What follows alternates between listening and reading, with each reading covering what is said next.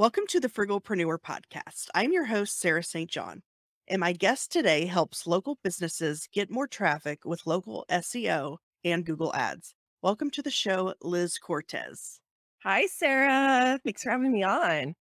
Well, thanks so much for coming on. Can you tell the audience a little bit about your background history? You have an interesting journey that I think they would like to hear about as well.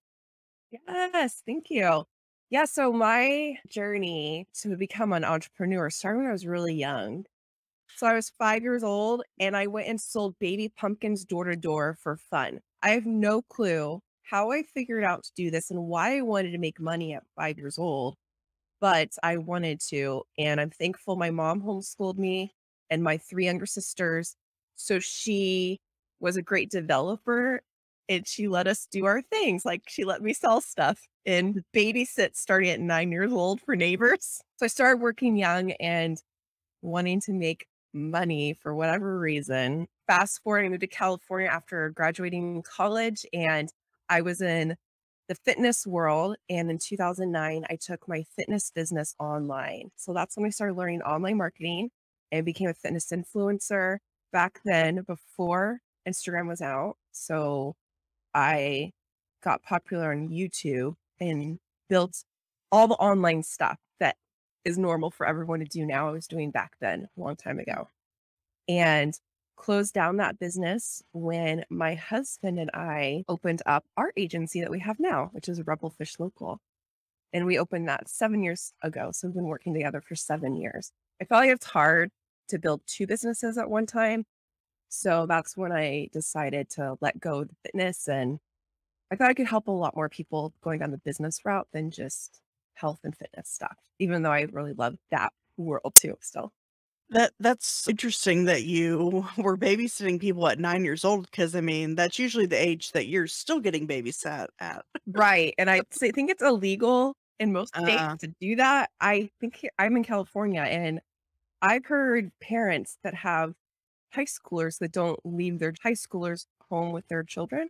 So I don't know. I was in Idaho at that time. So I don't know if that was legal back then. But yeah, then I started homeschooling other kids at 12 because the oh, wow. parents couldn't figure out how to homeschool their kids. I'm the oldest of four. I think that's where entrepreneur leadership and all that got started pretty young. Probably Wow. not the best thing to start doing. Maybe not let your children work that young. You can become a workaholic and then work on that stuff later on in life to not do that and have balance. But I'm thankful my mom let me hustle when I was young. Yeah, and who knows what if there were rules back then in regards to that stuff. I know now though, like just to even set up a lemonade stand, I think you have to get a permit or something in some places. Oh my goodness. How do you encourage your kids are entrepreneurial? That'd be a fun podcast or something to talk about. Not me. I don't have any children. So I'm wanting to do kind of a series on kid entrepreneurs, but it's kind of difficult to find kid entrepreneurs. I only have one lined up so far, and I don't have kids either, so but I just think it would be interesting because when I was a kid, I had the entrepreneurial spirit as well. Like I would gather up pencils and candy that I got for free at whatever and then sell them to my friends. They would come over and I'd have a desk set up with all the stuff they could buy. I'm like, "Do you wanna buy anything?" that is so awesome, Sarah. Oh my goodness. I don't remember if anyone did, but anyway. So tell me about I'm kinda curious how you got the name Rebel Fish. So originally, we thought about starting this agency, and a friend of mine who was pretty big or still is in online marketing was like, don't start your own agency. Go get a job for someone else that already has a seven-figure agency. Learn from them. Then you can start your own after you work for them for a year or so. My husband was like, okay, sure, I'll go do that. But we're also very loyal people. And so we're like, we're not going to steal their ideas and rip them off and all that. So we were working there for 6 months because I came on to part time because they needed another salesperson. And I'm like, sure, I will not come into an office and I will work from home and I'll do my own hours and I will sell. So we helped that company grow from 42,000 a month to 65,000 a month. And we worked there for less than 6 months. And Robert, so my husband was making $10 per hour doing cold calling. And then I had two other people that did cold calling and cold emailing for me, and then they would book appointments with me, and then I would sell a package to these doctors. And so I'd only sell reputation services. The offer, it was really cool. It was recording a Google Hangout. This is right when Google Hangouts first came out. And back then, Google Hangouts was like YouTube Live kind of thing like that back then. And that was 2014. So we did that. And so we wanted to start our own company because half the company got let go because the owner gambled away all the money. Don't buy bad debt. You Mm. could lose it. That was 2014. I don't know how it is now. I don't know why you want to buy debt and how you make money from that. That does not sound good, but he lost a lot of money and let go half the company. So that was an easy exit for us, which was really hard. And we didn't know what we were going to do next because we were making some good money. Like we didn't plan on leaving. It was just such an easy job to sell this package and it really worked. So we wanted to name our company Reputation RX. However, I'm glad we did not name our company that wasn't available. And we came up with Rebel Fish Local instead, which that allowed us to work with more local businesses, not just doctors and not just reputation review services. So if your listeners are thinking about a name, think about the big picture, what you want to do. Don't pick something that will like pigeonhole you into a certain box. So Rebel Fish Local, the Rebel is our 5 core values, and the Local is our 5-step SEO process. That came after the name because I like to have little stories, but we came up with it because we believe like Jesus was a rebel. We do things a little rebellish over here, and we would rather try on a strategy, apologize later for it if it doesn't work, if the client doesn't like it. We don't always ask permission. Our clients are like, I want to review this first. We're like, no, we're just going to post and put it out there. And we're like, just trust us. This is going to work. And if it doesn't, we'll do another strategy. Right. So we're kind of like that. So that's why we picked that. And then local because local businesses. So those doesn't mean just in San Diego. That means you want to have customers or clients or patients within 10 miles of your physical location. So that's our specialty is people that want like people that are local in their area. Oh, okay. I see what you're saying. So like online businesses, you guys can work with anyone around the world. I can work anywhere, but I even promote with online businesses or coaches, Etsy stores, have a local presence, and how you can be found locally is having a Google business page. Mm. So that's free. And if you work from home, you just hide your address because you don't want people coming to your home or knowing where you live. And you can't put a PO box on your Google page. You have to have a real address, physical address. So you just sign up for it and then you can hide it. And then that will help when people are Googling who live in your city, it will help you show up if you have your profile filled out correctly. Oh, Yeah. okay. So if someone is just getting started, what do you recommend for how they should start with online marketing? Obviously, I guess doing a Google My Business. Is that what's called, Google My Business? So they just changed the name. It used to be called Google My Business. They just changed it to Google Business Profile. Oh, well, that kind of makes more sense, They just actually. only removed the my. It's very confusing and everyone is still saying the my, but I think it's been like a month or 2 since they changed it. Oh, okay. So it's not called GMB, it's Cool. GBP. It's so weird. I can't say it acronym anymore. That's the first thing. That for sure I'd say is first. You don't even have to have a website yet. You could just put the address or phone number in there, but you could start and get that without a website while you're building your website. When we have clients that are opening up a new location, we always start with that 30 days out before you're opening. So if someone's launching a business, you create that and you could start getting reviews. You could start having Google pay attention to you before you even launch your website. So I'd say the first thing would be Google Business Profile. And then the second I would say is choose your content, your favorite content platform. So like you're doing podcasting, Mhm. maybe someone else likes to do, and well, you're doing video too. So it's like, is YouTube your thing? Is podcasting? Is it blogging? Whatever you like to naturally do, pick one of those to create content. Because these days, business owners, you could have, if you're a bigger company and you have staff that could create the content, but most of the business owners need to be the one creating the content and teaching and getting your face out there. And I imagine with that Google Business Profile page that just simply having that might, even if someone isn't local that's searching for you, I wonder if you're more likely to show up in Google just because you have like, show up higher on the page results just because you have a Google business profile? So not nationally. The only way to show up in Google Maps, the 3-pack, so there's 3 that show up on Google Maps 3-pack when you Google something, and not all the time. There'll be like ads, and then the next section will be Google Maps, and then it'll be organic websites that rank because they have SEO that they've done, search Mhm. engine optimization.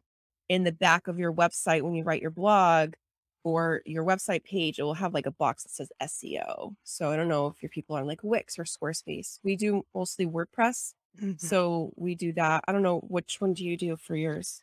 WordPress. WordPress. Okay, so then you're like us, you know that. But most, I'd say most people that are just starting their business don't go to WordPress. They're like, I'm scared of Mhm. WordPress. Oh, it's confusing. But if you have that money like that you're starting up with, I would say go straight to WordPress. It's gonna show up on Google. That's where you'd want to invest. So Mhm. your money is on that website on WordPress and pick that content platform that you really want to focus on that you like doing. That's, I think, going to be really, really key when you first start. Yeah, it's funny you mentioned the whole WordPress thing because when I started out, I tried Wix, Weebly. I never did Squarespace, but I feel like there were some other things. And everyone's like, oh, you got to do WordPress. But it was just so overwhelming to me. But then I finally switched because there was this particular plugin that was only available on WordPress. And once you get past the initial learning curve, it's easy. But you can customize the website so much more than any of those other builders. Right. Exactly. That's why, yeah, our code guy hates working on those templates on those other websites. He's like, Mhm. please do not sell. So we really try.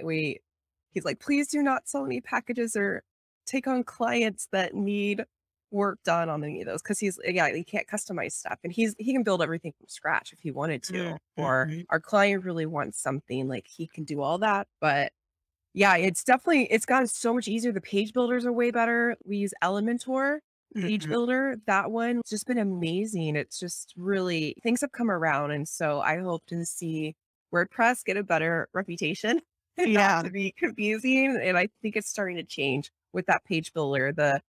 I think that the people that created it are from Israel and they're just really Oh, really? smart. They just have created really great page builder. We switched all of our clients for no charge. A few years ago, we were just like, we're the ones we did choose some, but I think everyone, I can't think of any clients that are not using WordPress and Elementor just because it's so much easier. And we also switched since your WordPress, I don't know, Yeah. are we geeking out too much for the podcast? No, we use the plugin. So when we talk about plugins on WordPress, that just is like an app kind of for Mhm. your word to make it easier to use WordPress. But we use Rank Math SEO. That's the Okay. plugin. So there's a lot of people use Yoast. That was another thing Mhm. that we changed. We changed all of our clients over to Rank Math. We just like it better. And you could just use the free version. That's totally cool. We are paid because that's what we do for a living and everything. But the free one works pretty well. Oh, I'll have to check that out. Yeah, I use Yoast. So, Yes. so speaking of websites, do you recommend putting your prices on websites? That's actually something I've wondered about. I've heard pros and cons to both sides and wondering what your thoughts are. Yes, I do recommend putting your prices up on websites. And I worked with a coach recently, a Facebook ads coach, and he was anti prices because he's like, if you sell high ticket, so depending on your industry, high ticket, it could be $1,000 package could be high ticket to your person. Like if you were in the fitness industry and a fitness thing costs $1,000, even $300 could be considered high ticket. But a high ticket would mean someone's probably not going to buy it off of your website page unless you have a phone call with them or they get on a webinar and they can ask their questions. They're not typically going to buy straight from your website. But the reason why I go against that because I'm like, put up your prices, even if you have a package that's like $15,000 or $25,000, whatever your package is. I think that's important because for me, when I go to a website, the first thing I want to know is how much does it cost? Because we follow a budget. We save for stuff. We don't always follow the budget. We try to follow the budget. We have it planned. Sometimes just when you really want something, especially when you have a business, you're like, investing in my business, I need to buy this. So I like to know the prices because I don't want to book a sales call or contact the company if it's going to be way out there and I could not afford it. And it just doesn't feel good to be on a call and be like, oh, I can't afford this. No one wants to feel like that. Or I'd rather know what I'm getting into. And so you can make it a goal to sign up for that thing. Or, yeah, and they also deter so you're not doing as many sales calls. So if someone really does not have the budget at all, like they're not going to even book a call. And so then you don't waste your time giving value to someone that was never going to hire you in the first place. That's why I choose to put prices up. But where are you standing with that? So, yeah, I've heard both sides, like the whole don't put prices up so that there's more room to negotiate, or maybe they're willing to pay more than you would even ask for, stuff I like hear that. that one so much. And they're like, well, you need to know what their yearly revenue is. And if it's $1 billion company, well, you should charge them more. I'm like, I don't know, maybe we're just fair. Maybe it's because I have three siblings and my mom was like, try to be fair with Mhm, everyone. I'm not going to play that game and negotiate. I'm not going to play that game and charge you more just because you're a multi-million-dollar company. We have a mhm. client that does 40 million a year. That's our largest client. Most of our clients are a lot smaller, but 40 million a year for our SEO services and what we do for them. And their pack is the same price and the same thing that we do for a small client.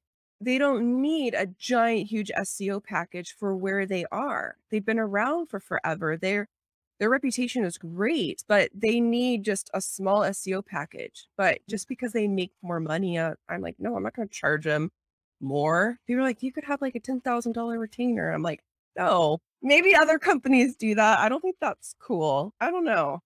Yeah, and then, like, what you were saying kind of on the other side is there are a couple options for pricing. You could either, have your packages or your à la carte pricing, whatever it might be, or you could say, like, starting at whatever. Because, like you said, if you're booking calls, so for example, I'll just use me as an example.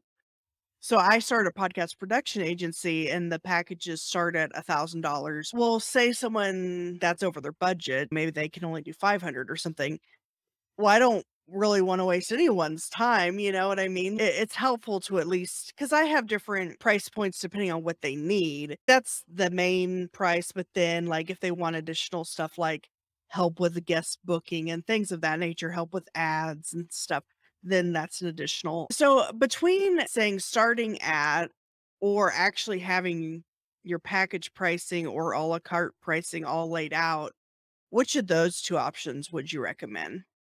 So what I like in your case is having 3 package, okay? So you could have Mhm. 3 and you may already have this. You may already have your 3 versions of your podcast production and, like, we said it's starting at $1,000 and that's Mhm. package 1 or maybe that's package number 2 because you have a smaller one, but I think having 3 packages for someone to choose from, so, like, for our SEO and the whole naming thing is something new, like, I gave our packages a cool name. So we also have $1,000 per month package. So that package, I say, is called Get on Page 1 in Google. Okay, Mm, that's package 1. That's what our clients want. They wanna get on page 1 in Google because if they can do that, they're gonna get more website traffic. Package number 2 is $1,500. That's called Get on Google Maps 3-pack. Well, package 1, that's part of that strategy, and the only difference between package number 1 and package number 2 is we're doing more content. We're getting more content put out, and so it could help them rank, hopefully quicker would be the goal, but it's $500 difference. The name and what I discovered is people that's what they really want. mm, I was selling I didn't know this because we've been 7 years, but I just made up these names, I think 2 years ago. But when I started doing this, and I also applied StoryBrand, they have this Proposal Made Simple course in their Business Made Simple courses platform, and I applied that to our proposals. So that's part of where it's 3 options comes from that too. But I applied their copywriting strategy for proposals. I named the packages. Then the month I launched that, 4 people signed up for the $1,500 a month package. I really believe that it's because I gave them 3 options. Before that, everyone always bought the cheaper package. I would Hmm. rarely sell anything for 1,500 of the $2,500 package. Rarely ever. When I added those names, and then I guess the proposal, but I don't know, our proposal is long. Do people even read the whole thing? I don't know. They even read it. I think I really believe it was just creating those names and it was identifying what that person wanted. And I titled that as the package. And then, yeah, I was like, boom, boom, boom. Now, rarely, now people sign up for the 1,500 and the 2,500 frequently. Rarely does someone do the $1,000 one. They're like, no, but nothing else changed of what we serve. It was just the name. Interesting. So I So like, do you have cool names? I did check out your website and all your packages and stuff, but the names, yeah. yeah, so I've Wait. changed it up a little bit. So now I might go back to that. So I had 3 packages and I called one monthly management, which was the $1,000 one. Then marketing, which basically was management plus marketing, and I think that was 1,500. And then for 2,000 was the monetization. So it was 3 M's. 3M. Man, Oh, I like yeah, that. because I'm really big on alliteration. So it's like each package had the management side of it, all the production, editing, and all that stuff. But then the other 2 had additional stuff. But then I was like, okay, well, what if I just did one base package, the management one, and then just had these a la carte add-ons like the guest management and booking for 500 and then running ads another 500 or something. I don't know. So I'm kind of going back and forth between having 3 packages and figuring out where things go or having one package but then having those add-ons. We've done it both ways. I mean, we do SEO. We're doing something different than you, but I think it can still go along for you too. I think you are the expert. You know what your clients need. And sometimes your clients come to you and they're like, this is my only budget. So yeah, you're gonna have to remove some services if they can't afford the whole package. But you know what they need in each 3 of those packages. And you know, if they're missing one of them, it could make your job and your life and your team just be more headache. It could cause production to slow down. I don't know. I'm just guessing here of what is it like to you're talking business. But that's just what I've seen is that you're the expert. And when you have been doing something for a while and you've worked, and I don't know, each industry is probably different. I know for like sales pages, they say you need to have 100 people go to your landing page to really know, does that page convert? So does that mean you need to have 100 clients? We haven't had 100 clients over the past 7 years. We have a small team, but we know what works and we worked with multiple industries. And so I think that would be the same for you too. You know what package works. And when you're confident that this is the package, this is going to get you the result, I just think if you have the tangible results of what is it going to be and why do people launch a podcast, they want to most of the time make money. They want to help more people, whatever that need is that they want. Maybe play around with some kind of name for that, but still keep your 3 M's. I think that's cool, but maybe do it for like the outcome of what they get when they do that. And like the outcome to get on page 1 of Google, that takes 9 months on average for SEO. It's a long-term strategy. But for what you said, the management stuff, Mhm. we do Google Ads as well.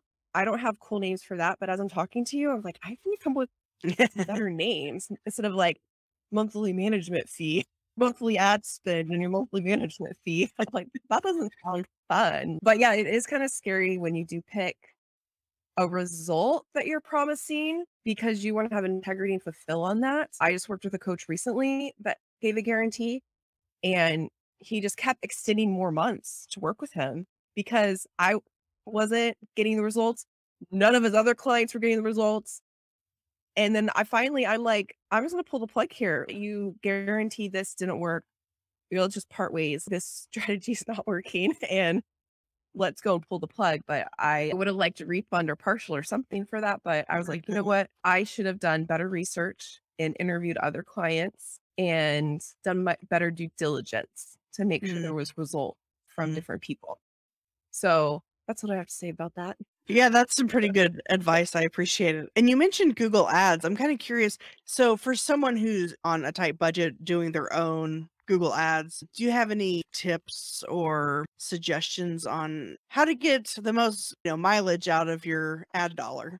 Google Ads, depending on the industry, it can be really expensive to do Google Ads. It'd be like, click $25, click $25, click $25. And a lot of people don't even realize that those first 3 spots when you Google something is typically an ad. They think it's just Google. So then you click. So I try to never click on the first 3 because I'm like, I don't want this person to get charged. Like, I'm going to scroll down and click on their website that's down below. Yeah, that's what I do. And yeah, so I scroll down, but most people don't know that. So you could do that. So I say, depending on if your sales aren't consistent and you really need the cash flow, Google Ads is great. Like Google Ads, when someone is going on Google, they're going there to solve a problem. They're searching for a solution to their problem they're having right now. They're trying to fix a leak. They want to buy a home. So trying to solve a problem, but they also want to do some research. That's where Google is great. People are on Facebook because they're bored or they're just Mhm. want to be entertained and scroll through, or they're on Instagram and there's ads being shown all the time on Facebook and Instagram. But people on those platforms, like if you have something really cheap, less than $30, you could do an ad and someone buys something over there. But if you're selling a service or you're a consultant, even online courses on Facebook or ads, it's like you have to send them to a free offer, but Mhm. then you have to take them through a whole funnel of getting them on a call, and most people don't get on a call. Google Ads, if you have something that will help solve someone's problem right now, you have rodents in your backyard and a lot of local businesses. But I mean, I see for story brand guides and business made simple coaches like myself, I see people like that are running ads for their city and their story brand keyword. And so then they're showing up before the story brand website, Donald Miller's Mhm. website, Oh, because they're running ads. So cheap ways, most of the time, we have clients frequently that are like, okay, I hear Google ads are working amazing. Can we switch from SEO to Google ads? And they always think it's going to be cheaper to do Google ads. But from out of all the local businesses that we've worked with, I've never seen, and your people may not be local, maybe online, but I've never seen a lot of success or being able to really test unless you're spending $1,000 a month. So that is a wow. lot of money to test things out. Same thing as with Facebook. My coach I worked with is like $20 a day was the minimum to test things out for 6 day period. And if it started to convert and you were able to get leads for $5, less than $5 a lead to opt into your free offer, then you keep paying that. But $20 a day, you get up to over $1,000 really quickly. That's what I've really seen on Facebook and Google ads, $1,000. So that's why I said the first strategy, free Google business Mhm. profile, pick a content platform. If you like to talk or you like to write, pick one of those. And it's a longer term strategy for SEO, but I think it's worth it. And yeah, it can be really expensive. You can lose money, you could do it wrong, and it's really technical. But if you have nonprofits that listen to this, or you're thinking about starting a nonprofit, you guys can get a Google grant, Mm. $10,000 for free Oh, from wow. Google to spend on Google ads. That's so all nonprofits can apply for this. So that is a really cool strategy for nonprofits. And I rarely hear of any nonprofit that knows about. Churches can do it too. Churches can Wow. apply for Google grants and any nonprofits. Interesting. Yeah, I know some people who have nonprofits, so I'm gonna tell them that tomorrow, actually. Yes, tell them, share it. Yeah, yeah, have them Google grants and sign up So for just it. so just Google Grants and then okay, awesome. Yeah, you apply, and I've never heard of anyone not getting accepted to the program. Oh, interesting. Wow.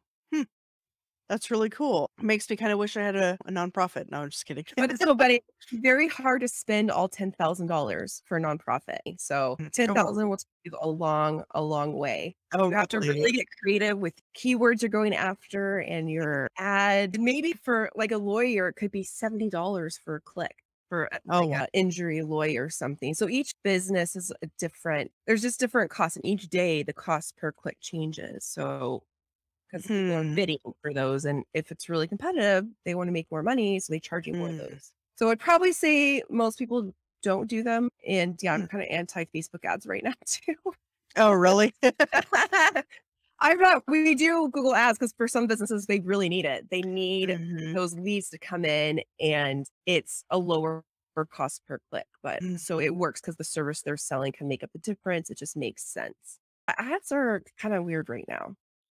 That makes me wonder, do you have a suggestion for what percentage of your average monthly income, what percentage of that would you recommend then reinvesting back into ads, whether it's Google ads, Facebook ads, whatever? I'd say I think it's better to hire someone like you that could do the service for you versus doing an Uh, ad. Like hiring, so if your people are on social media, hire social media agency to up your game. If your people are on LinkedIn, hire an assistant to DM people on LinkedIn and reach out. I think that's a better place to invest than spending money just on ads because I really think these days with marketing, the organic stuff is working really well. So something that I've been doing recently is doing more group webinars. mhm, And really, it's like a group sales call. I'm teaching, I'm educating,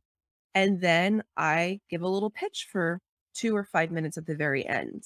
mhm, And I charge like $19. Like it's very affordable. And they leave with template. They'd be leaving with that. They would be leaving with had taken action. They know what they're going to do next. They paid a little fee. So they actually show up for it. It's not just free. mhm, I think people really want, since we're so many of us are working from home, they want that in-person touch, that they want access to you. And I think that's working out so much better. And I do texting people too. When people mhm. opt in, I have a two-way texting platform that I use. It's not my cell phone number. I'm texting to the computer, but I'm using that. And because I say, hey, this is Liz, not a bot. Mm, And eventually, once I get it all down myself, I'll switch to have someone on our staff do it instead of me texting once I figure out how to communicate or make it flow. But I say, hey, it's really me. And they're like, it's really you. It's not a bot. So mhm, people are just so surprised. And so I think that's the kind of feel like when you send a message like on Instagram and it's a voice message and they're like, it's really you. You read this, you answered it. I think people really appreciate that. But with the ads, I don't know. Yeah, I don't know if you get that. You could, I guess you could get that if you really are wanting to drive traffic quickly to a page. But the other thing that's tricky about ads is you have to write the copy for your ad. You have to target the right audience. For Google ads, you have to pick the right keywords. And then if where you're sending them the landing page, you have to get them to convert there. So there's mm, so many different gaps and things you have to figure out versus sending a message or writing a blog or recording a podcast. I think you could get feedback a little quicker easily. What do you think? What are your thoughts about this? Yeah, that paid webinar idea sounds interesting because I've heard of what people have been doing webinars forever, but so would you call that a webinar or would you use a different word like master class or Master, yeah, I've been calling them master classes. So I used to call one of them website that books calls because most of the service businesses we work with, we have some brick and mortars, but a lot of them are service. Mhm, So they have a service that they're selling, consultation that they do. So to sell their package, they need to either do a free consult or if it's a doctor, a paid first patient visit. So, but typically do that, you need to get on a call with them. mhm, And so I had the package was called Website That Books Calls. Website That Books Calls really did not convert very well. So I changed huh, it. Website That Converts. Boom, the name change and people sign up for it. I shared this. I had 2 minutes to pitch to this Facebook group. There was about 30 of us pitching to this Facebook group that evening. I think at that time there's about 100 people. There was 200 in the beginning. I went on at the end, so people like left. They didn't want to keep hearing mhm, people for like an hour. And so I went on because there was about 100 people left. And 14 people signed up for it on mm, that call for $19, and that I was like, "Oh, that name worked. Okay, I had 100 people on here. They heard me pitch." Okay, because I said, you need to have about 100 that either hear your pitch, they go to your landing page, and it resonated for 14, and then people watched the replay, and then 19 people ended up signing up for it. So that worked. So the $19 thing, I didn't make that up myself. So I saw another person did it, and Mhm, then I was like, "I like that." And you get paid a little bit for your time, mhm. by not your normal hourly, depending on how many people show up. But I think people are more serious, and More likely to show up, yeah. yeah, and 100% showed up. Mm. I mean, when does that happen? Yeah, When does usually. 100% of people show up to a webinar or masterclass? Never. Yeah, exactly. So I think that that's something new that I think could be something interesting to do. So I pitched a $300 package, like a little one, but I wish I would have just pitched a sales call, like book a one-on-one mhm, call with me, and I'll mhm. review what you worked on today, and we'll book in 2 weeks. So it'd be like a review call, kind of like a follow-up one-on-one, but then it would be also to talk about our services. So I think that's the only thing I would have changed from that last one that I did. So I'm still testing it out. So, when you're talking about, like, the book a call, is that the thing that you recommend people adding to their website to get more clients? Is that kind of a button on there that says that? Yes. Okay. Yeah, so on your homepage, I believe you need to have or you need to have a button like 7 times on your homepage. Whatever is the direct call to action, the number one thing you want people to do when they come to your website. So if you're an Etsy store, you want people to buy from you. So be your shop, buy now. If you're a consultant or you sell a service, and then you would most likely want to get on a phone call with them. Now, a mistake that I made when I was first going online is everyone was doing list building. So I had my free offer button up everywhere. However, sometimes people are not willing to give you their email address right when they come to your website. So, and I had a coach I worked with from LA. I talk about this all the time, and I have her paper right here Hmm. in my desk because I we were just agreeing to when I teach people the strategy. I did not make it up, but she talks about having you either have a call me business. So if your call me business number one is this is Marisa Morgatory. I want to know who it is, but she says a call me business. If you make less than 50,000 per year, you're a call me business number one. Like it's a startup. It's still a side hustle. Like you're just getting started. You probably don't even know exactly what your customers really want because you just haven't worked with enough people yet. Then you could have a call me business number two, which is up to $250,000 per year. So she recommends you still get on phone calls. And I don't know if she still teaches this because this is from like 2012 or something, a way long time ago. But it just impacted me. So you could still do a 500,000 or $1 million and still be getting on the phone, but you probably have like a sales team at that point. She says, like, really, you should not be a list building website where it's like the only access to you is they have to be on your email list. Like, that's the only access they can get. And then she says you could start doing that if you make over 6 figures a year. But when you switch to only list building, same thing with ads. You have to have your sales funnels dialed in, the emails they get after opting into that free thing. You have to like be so engaging with your subject lines, the emails, the steps to get them to buy what you have to offer or come to your webinar if that's how you're selling or however you're selling whatever your course is. They're so complicated and you have to keep tweaking it, and there's so many ways to fail doing that versus on a phone call, you can identify all their objections. You can see if you even want to work with them or if Mhm, they're not good to work with. You just get a feeling. You can identify everything when you're just only looking at list building.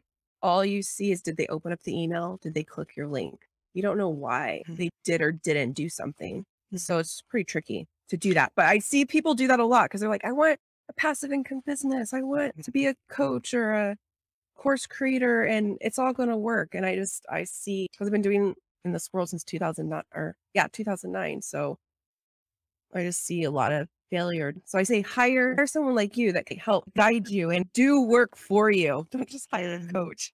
hire someone to do the work for you with your Hard. hard cash. Mhm. I hired lots of coaches. And so that's what I learned is I wish I would have hired more agencies or people that had all the knowledge. So yeah, they're more expensive, but they're going to know exactly what to do really quick. Yeah, and I like that you pointed out that to not just or primarily focus on list building because you don't usually hear that. Like most people are like, you got to focus on your email list and all this stuff. But I've been reading, I think it's Marketing Made Simple or Business Made Simple. I don't know, one of the Donald Miller books. And he was talking about how you should have two buttons, kind of like what you're talking Direct about. call to action and a transitional call to action. So Yeah. that's your free offer. So you have two buttons. Yes. Okay. So you can still have your list building button, but also have the option to get started immediately with a call or whatever it might be. Yes. Yes. And then depending on like for a realtor, you could have, or if you have like three services, like so realtors have buyers, sellers, and investors. So you could have those buttons that take you to other pages that takes you to the specific content that your audience is looking for. But I really don't like to see, so that would be like five different buttons with Mhm. different text on it. But I really don't like seeing that. It just isn't clear. It's confusing. What do you want me to do when I go to your website?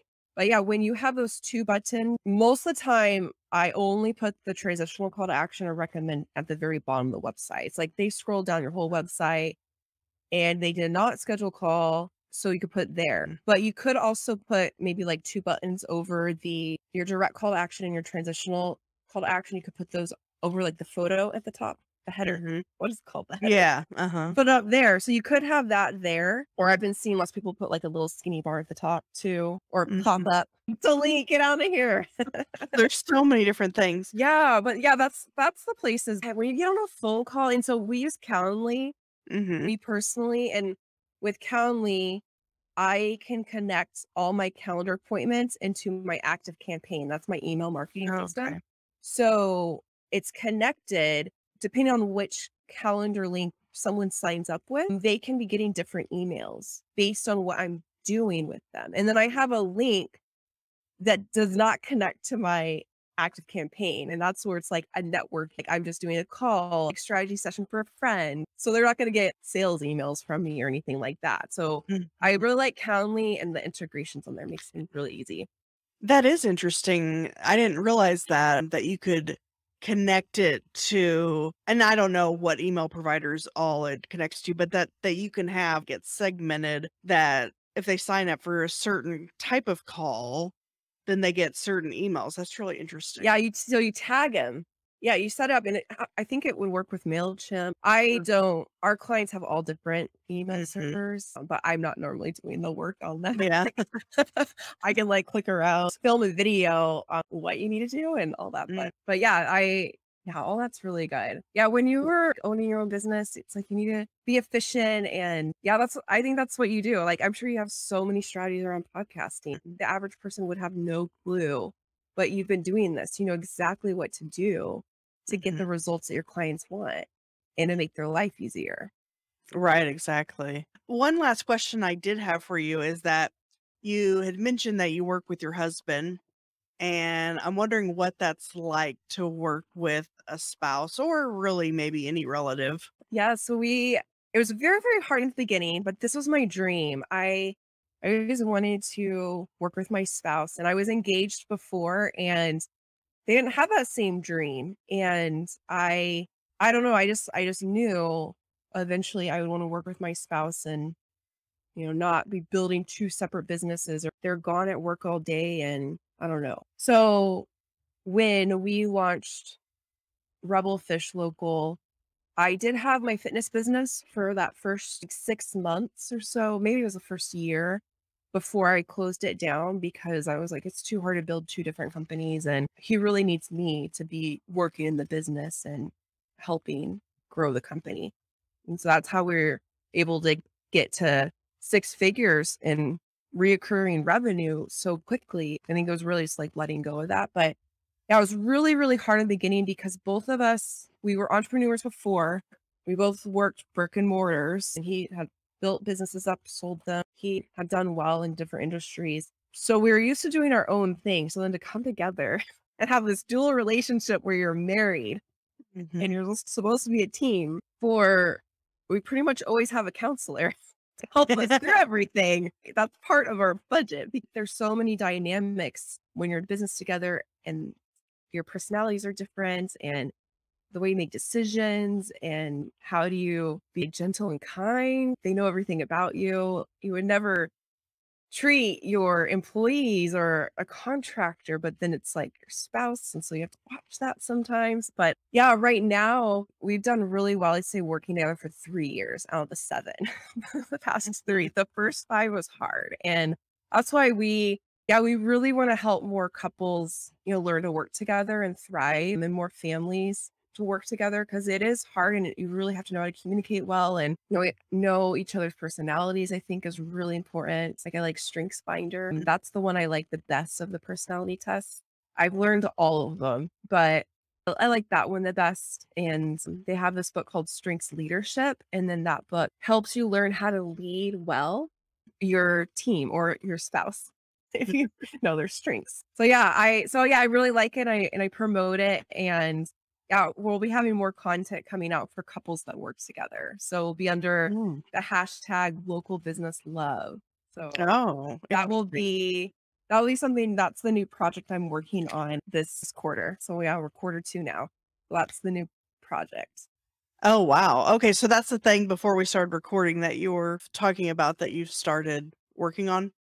Yeah, so that's what I'm shifting my focus to. So I'm pulling back 7 years. We've really grown our company and I don't have to hustle as much. We have these efficiencies that we put in place. My husband can and our team can maintain our current level of clients. We are content. Like we feel like it's plenty. We don't have to keep building and growing. And it's like I feel like it's a time to like be content and just really take care of who we have now. And so I'm pulling back on my normal roles Mm. of doing all this marketing, sales work, and all this stuff. And I really just want to focus on helping like just create content through podcasts, doing interviews like this, and just pulling back. We want to have kids too. And so I think that's what I'm getting ready for. So just have more space and time. Yeah, I feel like, yeah, podcasting. I thought podcasting is what's next for us and helping out these couples that want to work together. Oh, that sounds awesome. I'll have to look into that when that gets launched. Yeah, anyone listening, if you work with your spouse, I would love to chat with you or Yeah. encourage you if you're really struggling. And I wanted to quit many times, Mm. but I just take a little break and then I'm like, okay, let's fix this. We did counseling. Okay, we're good to go now. Well, awesome. Well, I really appreciate your time today, and people can find you at lizcortez.com. That's CORTES.com. And then you also have at rebelfishlocal.com/5-hacks. Yes, that is our free mini course. So that's where I go deep into Google business profile. Has the old name in there, but it's still pretty much the same. That's where I do a deep dive of that and how I give you a 90-day strategy to help you start to get closer to ranking on page 1 in Google. Oh, okay. I'm gonna have to take that course then. Yeah, let me know if you get stuck on anything and how to apply it to more of like online business, but I go into kind of talk about both in there, but yeah, take it. I think you'll really enjoy it. I like that course. And then I'll also have show notes at thesarahstjohn.com/Liz. Well, thank you so much for your time today. I really appreciate it. Thanks, Sarah. That was fun.